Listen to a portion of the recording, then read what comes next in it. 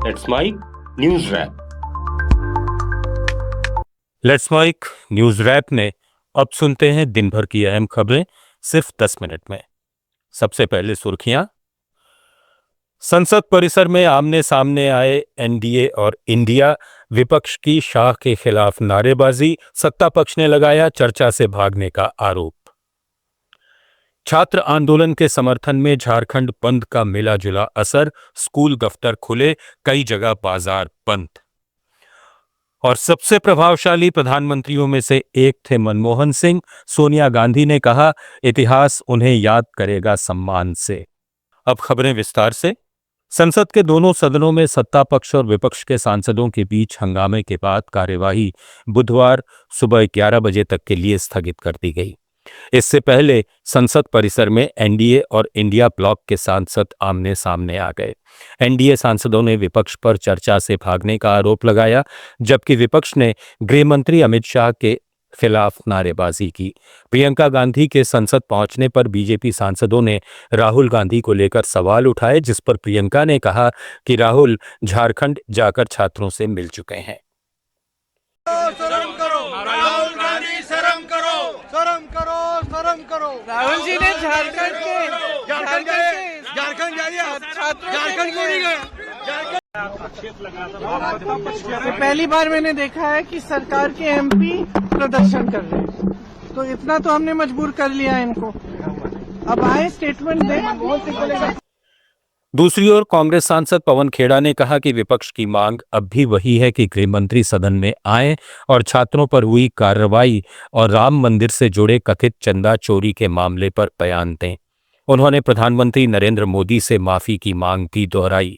खेड़ा ने आरोप लगाया कि विपक्ष पिछले 17-18 दिन से इस मुद्दे पर चर्चा की मांग कर रहा है, लेकिन सरकार जवाब देने से बच रही है।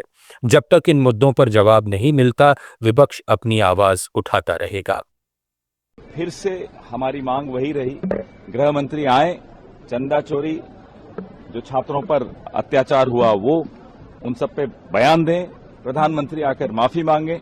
लगातार विपक्ष यह मांग पिछले 17-18 दिन से कर रहा है, लेकिन गृह मंत्री किसी वजह से डरे हुए हैं। वो निर्णय लेना चाहते हैं कि विपक्ष क्या मुद्दा उठाए सदन, वो निर्णय लेना चाहते हैं कि विपक्ष कौन से सवाल पूछे और वो किस सवाल का जवाब दे। ये चॉइस सत्ता पक्ष की नहीं होती, क्योंकि देश के मन में जो सवाल हैं वो सवाल विपक्ष के माध्यम से सदन में देश गृह मंत्री और प्रधानमंत्री से पूछ रहा है। लेकिन ये कन्नी काट रहे हैं, डर रहे हैं, डर के भाग रहे हैं। भगोड़ा गृह मंत्री है ये, भगोड़ा प्रधानमंत्री है। सपा सांसद अखिलेश यादव ने दिल्ली में छात्रों पर पुलिस कार्रवाई और अयोध्या से जुड़े मुद्दों को लेकर कहा कि दोनों मामले महत्वपूर्ण हैं और संसद में इन पर बहस होनी चाहिए। छात्रों पर लाठी और पैलेट गन का इस्तेमाल किया गया, जिसकी तस्वीरें सभी ने देखी हैं। उन्होंने अयोध्या के मुद्दे पर भी चर्चा की मांग करते हुए कहा कि दोनों मामलों के पीछे कौन जिम्मेदार है, ये बहस के दौरान सामने आना चाहिए। बोल चुका हूं, ये दोनों मुद्दे महत्वपूर्ण हैं कि पुलिस का व्यवहार जिस तरह छात्र नौजवानों के साथ हुआ, लाठी चली, पैलेट गन चली और न जाने क्या क्या हुआ, उस सब ने तस्वीरों में देखा है। दूसरा अयोध्या का मसला है, तो दोनों पे बहस करने के लिए तैयार है। आखिरकार दोनों के सूत्रधार कौन है? एक ही जगह जाता है सब, अंडरग्राउंड, अनरजिस्टर्ड, संगी साथी, एक सिक्के के दोनों पहलू वही हैं। तो बहस हो, बातचीत हो, सामने बात आई कि आखिरकार ये हुआ क्यों। राज्यसभा में आज विपक्षी सांसदों ने जोरदार हंगामा किया और बाद में इंडिया ब्लॉक ने सदन से वॉकआउट कर दिया। न्यायाधिकरण सुधार विधेयक 2026 पर चर्चा के दौरान विपक्ष के नेता मल्लिकार्जुन खड़गे को बोलने की अनुमति नहीं मिलने पर विपक्ष ने नारेबाजी की। विपक्षी सांसद गृह मंत्री अमित शाह से छात्रों पर पुलिस कार्रवाई और अन्य मुद्दों पर बयान की मांग कर रहे थे। वहीं कानून मंत्री अर्जुन राम मेघवाल ने न्यायाधिकरण सुधार विधेयक राज्यसभा में पेश किया। राज्यसभा में नेता प्रतिपक्ष मल्लिकार्जुन खड़गे ने कहा कि विपक्ष अपनी मांग नहीं बदल रहा है। छात्रों पर लाठीचार्ज और गोली चलाने का आदेश किसने दिया? सरकार को संसद में इसका जवाब देना चाहिए। खड़गे ने मीडिया से बातचीत में आरोप लगाया कि 18 दिन बीत जाने के बावजूद सरकार इस मुद्दे पर बयान देने को तैयार नहीं है। और हमारे 3 मुद्दे पहले से ही है। एक तो स्टूडेंट के ऊपर जो लाठी चलाई, गोली चलाई, ये सब किसने किया, एक। और दूसरा क्या है, आपने इसके बारे में सदन में आके एक हमको बताइए कि कौन ऑर्डर दिया और कैसा हुआ। दूसरा ये है, ये लाठीचार्ज ये सब होने के वजह से बहुत से बच्चे बीमार हो गए, हॉस्पिटल चले गए और 100 से भी ज्यादा छोटी मोटी जो भी जख्म हो गई और बहुत से पैलेट गन से जो स्टूडेंट्स को मारे उनको वो घायल हो गए। इसके बारे में हम चाहते हैं कि वो स्टेटमेंट दे, लेकिन 15-20 दिन हो गया, 18 दिन हो गया, वो स्टेटमेंट दे। झारखंड में छात्रों पर लाठीचार्ज के विरोध में आज राज्यव्यापी बंद का मिला जुला असर देखने को मिला।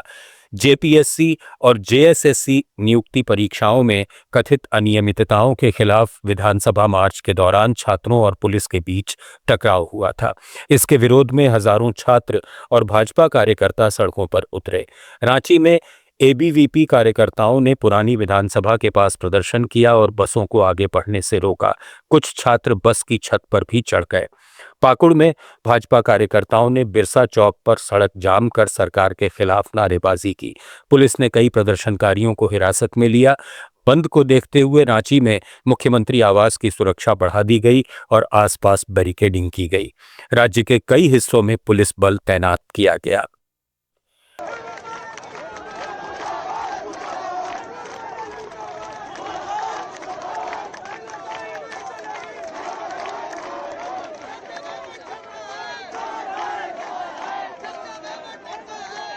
महाराष्ट्र के छत्रपति संभाजीनगर में सीजेपी संस्थापक अभिजीत दीपके ने झारखंड में छात्रों पर पुलिस कार्रवाई की निंदा की।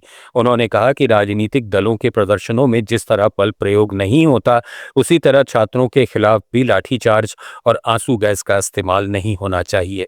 उन्होंने छात्र नेता देवेंद्र महतो से बात की है, जो 9 दिन से भूख हड़ताल पर थे और उन पर पुलिस ने लाठीचार्ज किया। सीजेपी की टीम झारखंड में छात्रों के साथ काम कर रही है और आंदोलन को पूरा समर्थन दे रही है। पटना में जनसुराज पार्टी के संस्थापक प्रशांत किशोर ने कहा कि जंतर मंतर, पटना और झारखंड में छात्रों पर लाठीचार्ज किया गया है। पेपर लीक, खराब शिक्षा व्यवस्था और बेरोजगारी से परेशान युवा सड़कों पर उतरने को मजबूर हैं। लाठी के बल पर छात्रों की आवाज को दबाया नहीं जा सकता।